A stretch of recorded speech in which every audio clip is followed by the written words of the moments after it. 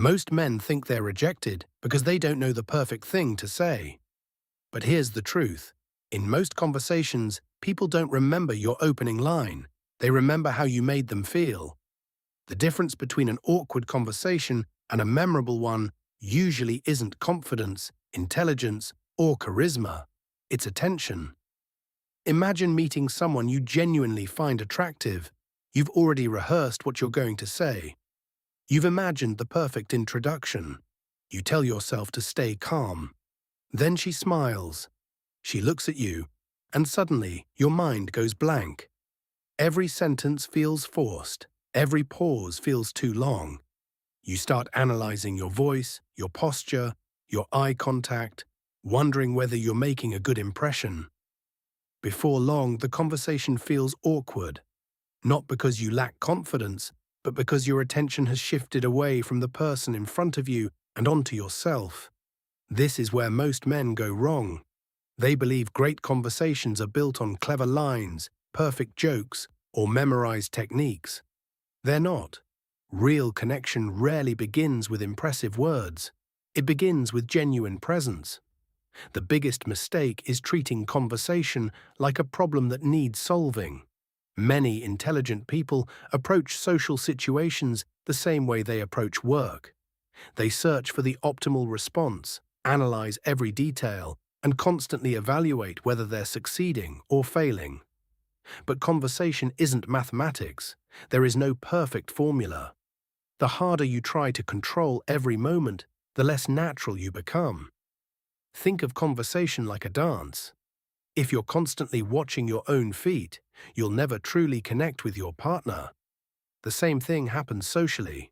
The more you monitor yourself, the less you notice the person standing in front of you. Instead of observing her emotions, you're busy calculating your next sentence. And while your mind is occupied with those calculations, you miss the most important part of the interaction, her emotional experience. Psychologists often describe the mind as operating through two different systems. One is slow, logical, and analytical. The other is fast, emotional, and intuitive. When someone meets you for the first time, they aren't carefully grading every word you say. They're asking themselves questions they may not even realize. Do you seem relaxed? Do you feel genuine? Are you actually interested in getting to know them? Or are you simply waiting for your turn to speak? This emotional system notices things before logic ever does. It notices forced smiles, rehearsed confidence, nervous energy, and conversations that sound practiced instead of real. That's why scripted pickup lines usually fail, not because the words are terrible, but because they're disconnected from the moment. Here's the irony. The men who spend the most time trying to appear interesting often become the least interesting people in the room. The ones who are genuinely curious rarely have to try. The goal of conversation isn't to impress someone, it's to discover someone. The moment your mindset changes from, "How do I make her like me?" to, "Who is this person really?" everything changes. Pressure disappears. Curiosity takes its place. You begin noticing what excites her, what makes her laugh, what subjects make her eyes light up. And that's where chemistry often begins. Because genuine curiosity is surprisingly rare. People can feel the difference between someone trying to win approval and someone who truly wants to understand them. If curiosity starts the conversation, listening is what keeps it alive. Most people think listening simply means staying quiet. It doesn't. Many people appear to listen while secretly preparing their next sentence. They hear the words, but they miss the meaning behind them. Great conversationalists listen for emotions, not just information.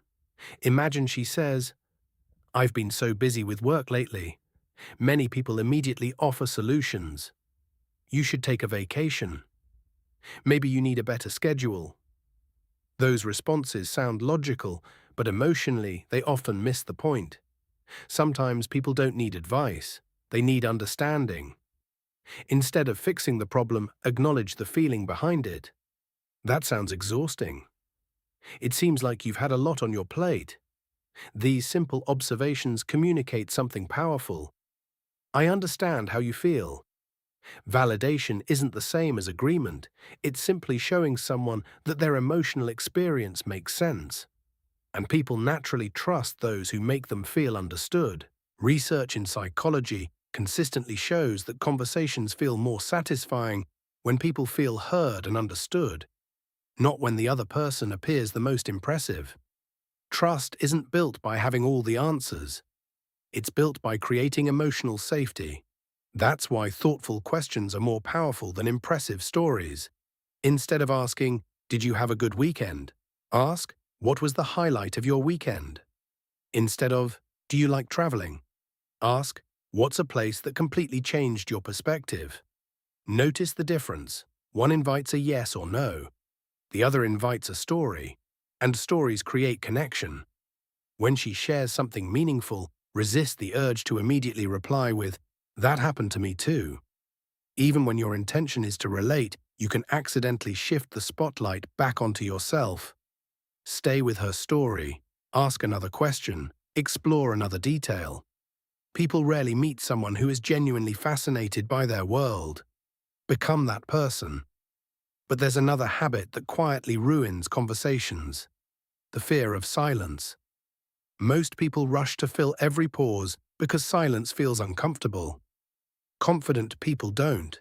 They understand that silence isn't awkward. It's space. Space for someone to think. Space for emotions to surface. Some of the most honest things people ever say come a few seconds after they stop talking. Don't steal those moments. Finally, remember this: the purpose of a conversation isn't to convince someone to like you. It's to discover whether the two of you genuinely enjoy each other's company. That mindset changes everything. You stop performing. You stop chasing approval. You become present. You notice her expressions, her enthusiasm, her curiosity. And your own personality begins to emerge naturally. Real confidence isn't speaking the loudest. It isn't having the funniest jokes. And it isn't always knowing the perfect thing to say. Real confidence is giving someone your complete attention without worrying about how you're being judged. People can feel that. It's rare, it's refreshing, and it's unforgettable.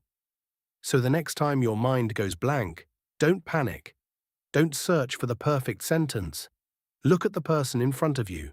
Become curious. Ask one genuine question. Listen completely. Because people don't fall in love with perfect conversations. They remember the conversations where they felt most like themselves. The art of conversation has never been about mastering words. It's about mastering presence. And every meaningful connection begins there.